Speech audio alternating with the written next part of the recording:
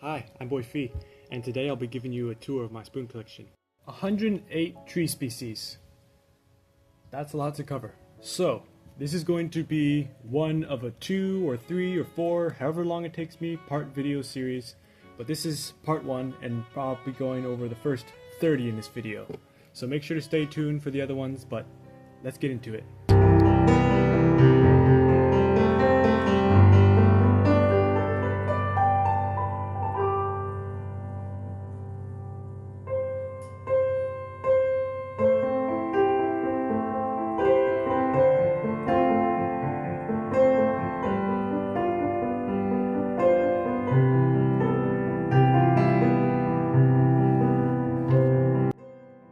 Started with this little guy right here, who is none other than Big Leaf Maple.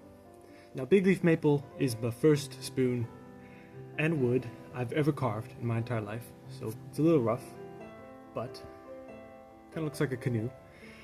But it's a very, very beautiful wood, very strong and dense, pretty decently easy to carve, and has very light hues, but pretty generic, pretty plain, and yeah, it was the first one I ever tried, so. Now next up we have my second spoon, or my second species of spoon in terms of trees, and that is Western Red Cedar. And Western Red Cedar is my favorite tree, my favorite wood, and probably my favorite plant of all time. The hues and wood of this wood is incredible, it smells amazing, and it's so easy to carve. It's such an enjoyable process to work with. I just love Western Red Cedar, and it's very special to me. Alright, so next up we have Pacific Madrone, which is a gorgeous tree, a very gorgeous tree. The wood is pretty plain, it's pretty generic, but it's not bad by anything. And this one was a hard one to come by, but I'm not going to go into the story because that would take way too long for a video. But if you do want to watch a video about that, make sure to leave a like down below and to comment, and make sure you're subscribed. And if you do so, and this video goes really popular, then I'll make another video and go into about the stories about each spoon and how I collected the wood. Next up at number 4 we have Choke Cherry, which is very beautiful. As many of you know, cherry is a gorgeous wood, pretty easy to work with. It can be hard at times if you have a lot of knots, but it's pretty easy to work with. Very, very pretty wood. My goodness, love the knots. The knots are hard to deal with, but when you get them, and the finished product really turns out beautiful. And Choke Cherry is just one of those gorgeous woods. The 5th species of wood that I tried was Eastern Red Cedar, the infamous Eastern Red Cedar. The wood that smells incredibly amazing to most people, I think. I think most people enjoy it. And it also has the infamous red color that is unmistakable. It's very red. Let's just put it that way. And it smells good. And it's pretty easy to work with. It can be brittle at times, but I love it. At number 6, we have yet again a very popular wood / tree species. It is Eastern White Pine. I know it looks pretty orange right there, but it's a white pine, which white pines have 5 needles. That's how the difference between white pines and yellow pines. Yellow pines have 3 to 2 needles, and white pines have 5. So just think of white pines and 5 needles, and you'll remember that. Anyways, the wood is very beautiful. I love white pine. It smells different than a lot of other pines I noticed. It smells very good. And it's just, I love the blue when you get blue inside there. I got some blue on the handle, so that was pretty special. But yeah, love it. That's number 6. And again, we have another eastern species, Eastern Hemlock this time. Different tree than pine and cedar, so it's still different, but Eastern Hemlock is very beautiful wood. I love it. I absolutely love it. And I can't get enough of it. And I wish I had more, but it's very easy to carve. The looks are always beautiful every time. And it's just a really special tree. I could go on about it all day, but I have a lot of species to move through, so let's go to the next one. At number 8, we have Port Orford Cedar. This wood smells amazing. It's one of the best smelling woods I've ever smelt. I absolutely love the smell. I could smell it all day and I wouldn't get sick of it. But it's also incredibly easy to carve and very beautiful. Very beautiful wood. and I'm a big fan of it. And wasn't easy to come by because Porterford cedar is pretty rare, but I managed to get some. So, and at number 9 we have black cherry, and black cherry, in my opinion, is the king of the cherries. All the cherries are very beautiful. They have very distinct grain and beautiful pinkish red color, and the knots are absolutely incredible. But I feel like black cherry has the most intensified look of that, and it's just really gorgeous and really pretty. It's not so easy to carve. It's pretty hard. It's kind of like a rock, but if you can manage, it's pretty good.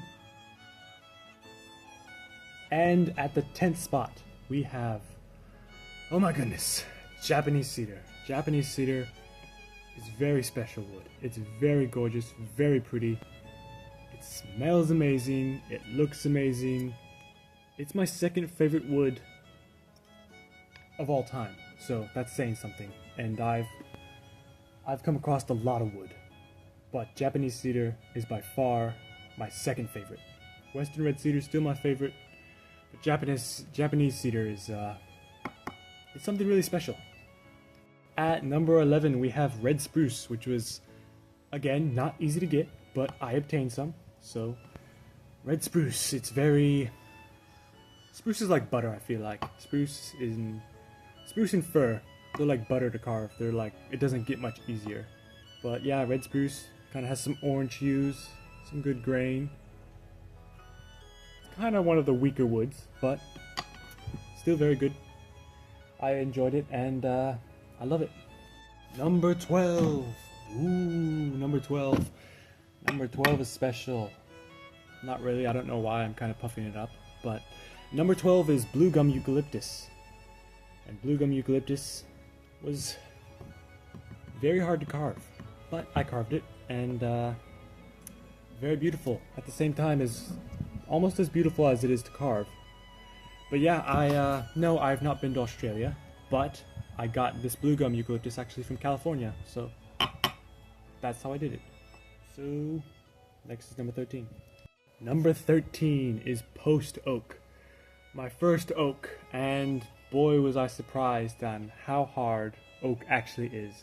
They always tell you oak's like super strong and super hard, but you never really know until you actually carve it. Then you really quite realize how hard oak is. And post oak is a very beautiful species. It's got a nice dark kind of walnut color. And they call it post oak because it's very rot resistant out of the oak species. Most oaks don't, they kind of rot pretty fast, but post oak doesn't rot as quickly or as easily as other oaks, so that's why they call it post oak. Number 14, we have northern white cedar. A cedar again, I know. If you haven't noticed, I like cedar, and this will not be my last cedar, let's just put it that way. I have a lot of cedars on this list. I am cedar crazy, it's my favorite tree.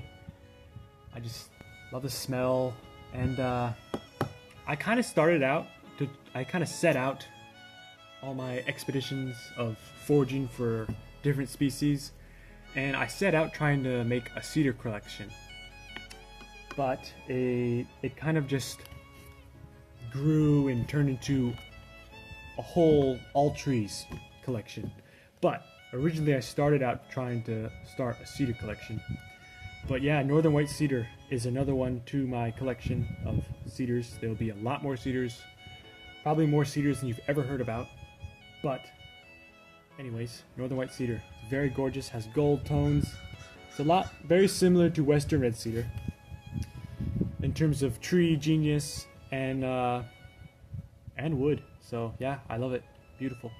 Number 15, we have silver maple, my second maple to the collection, and it is far more beautiful than big leaf maple, I'll put it that way. The browns in the heartwood inside this one is absolutely incredible. Silver maple is decently easy to work with. Definitely not easy, but decently easy. Better than oak. But it is definitely worth it. The look is very beautiful. And silver maple is called silver maple because if you're underneath a tree and you see the underneath of the leaves, they have a silver sheen underneath. So that's how you tell between a silver maple and other maples. So there you go, helpful tip. Number 16. You were probably expecting this one at some point, because most people know about this one. It's very famous for its beauty and workability, and it's just high in all the charts. But that would be black walnut. Black walnut is very gorgeous. All walnuts are very beautiful. The color is just so famous. It's called walnut color for a reason. There's walnut stains and walnut color this, walnut color that. It's because the color is very beautiful. And very gorgeous. Pretty easy to work with too. It's not extremely difficult, but it's pretty good. I love it. At 17, we have Coast Douglas fir, which is the coast variety, aka it grows on the west coast, aka Washington, British Columbia, Oregon, California, so forth, west coast. But Coast Douglas fir is a massive tree, one of the tallest in the world actually, and the wood is very famous in the timber industry. Douglas fir is very, very strong, and yeah, it's a great wood. I love it. Number 18, we have creeping juniper, which is, you could call it a shrub. It's called creeping juniper because it kind of creeps along the ground, but it's very small tree slash shrub, but the wood is incredibly small, as you can tell because it's so small. The spoon is kind of small too, so there it is, creeping juniper. It's kind of pinkish red, kind of like eastern red cedar, because they're both junipers. But creeping juniper is very soft wood and very small, so just keep that in mind when you're carving creeping juniper. At 19, we have Atlas cedar, another cedar. Very beautiful wood. Smells very interesting, like a true cedar. Smells very strong, very pungent, and it's native to the Atlas Mountains of northern Africa. I've never been there, but I've obtained it in other ways. So yeah, that's Atlas cedar. Pretty cool. At number 20, we have sweet birch. Now, one thing to know about birch is that it's incredibly plain. It looks kind of like paper, and because it's so blank and plain, it kind of shows any mistakes you have or anything like that. It is probably one of the best woods to carve with when you're first starting out. It's very easy to learn on and pretty easily carvable, but it's pretty plain. But yeah, this is sweet birch, as you can see. Pretty white, kind of yellowish. But yeah, that's sweet birch. At number 21, we have Dawn Redwood, which Dawn Redwood is a very special tree. It's very unique, and there's not much other trees like it. But Dawn Redwood was very special because they thought it was extinct for many years. They only found fossilized leaves inside rocks and other debris. But Dawn Redwood was then discovered inside a unexplored area of China, and they brought it to the botanical world and started cultivating it everywhere. But yeah, Dawn Redwood, thought to be an extinct redwood species, but now is not extinct, so that's pretty cool. It's very gorgeous wood. At 22, we have Fraser fir. Fraser fir is a very endangered species, but it's heavily cultivated for Christmas trees. Probably the most or the second most popular Christmas tree in America. Fraser fir is a beautiful northern tree. Well, not northernly, but you know, likes cold climate. It grows in the Smokies, really. That's Smoky Mountains. That's really the only place it really grows now. But yeah, Fraser fir, my first fir species. At number 23, we have white oak, my second oak species. Very common, very popular along the East Coast. White oak is very medicinal of all the oaks. It's probably the most medicinal oak there is on the market. The inner bark is used inside medicines and other things, but the timber is also used because white oak is very strong wood. Very, very hard. Number 24, we have green giant arbor vitae, also known as green giant cedar or green giant thuja. It has many names, but it is not a naturally occurring tree. It's actually a hybrid tree from two different species. It is a thuja plicata, which is a western red cedar, and a thuja stanchi, which is Japanese thuja, and they cross them together and that created green giant arborvitae, which is kind of the son, or offspring of the two. So it's kind of cool, but it's very pretty, very similar to Western red cedar in terms of smell and workability and looks. So it's great.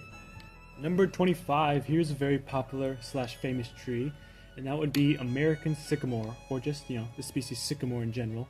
Sycamore is very impressive.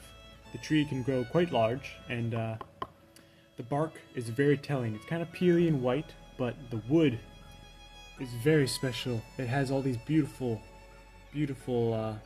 highlights inside of it from different colors and grain, and the knots are just extraordinary. Number 26 is a very special tree species for me. Number 26 is cedar of Lebanon, which is a very biblical tree. It grows in the Mediterranean area, Israel, Lebanon, Turkey, that area, but very gorgeous. It is like the cedar of cedars. It is the main cedar. It is on the Lebanon flag. It's what they used to build the temple out of inside the Bible. It's also called cedar of God, or cedar of Lebanon, and cedar of Turkey. But it is very, very famous and sought after tree. The smell is absolutely exceptional. This is my third favorite tree and wood and species of all time. My third favorite. So if you've been keeping track, Western red cedar, Japanese cedar, and cedar of Lebanon. So yes, 3 cedars. I love cedar. 27, this is a fun one. This would be Hinoki cypress, which is a Japanese cypress. It's very kind of reddish pink, but it also has some gold tones in there. Japanese use it a lot inside framing houses and timber framing and siding and anything rot resistant, because it's very rot resistant. It doesn't degrade so easily, but it also has very sweet smell to it. It's very enjoyable. But yeah, that's Hinoki cypress. 28, we have Alaska cedar, or yellow cedar, or Nootka cypress. It has many names, but Alaska cedar is a very rot resistant species. It's kind of yellowish from the other name, as you can tell, and the grain is very dense, very strong wood, very pricey in the timber community. But Alaska cedar has it almost smells a little fishy, not like in a bad way, but like kind of like seafood a little bit. But it's kind of an interesting smell. But yeah, it's very, very beautiful, very rich grain on this one.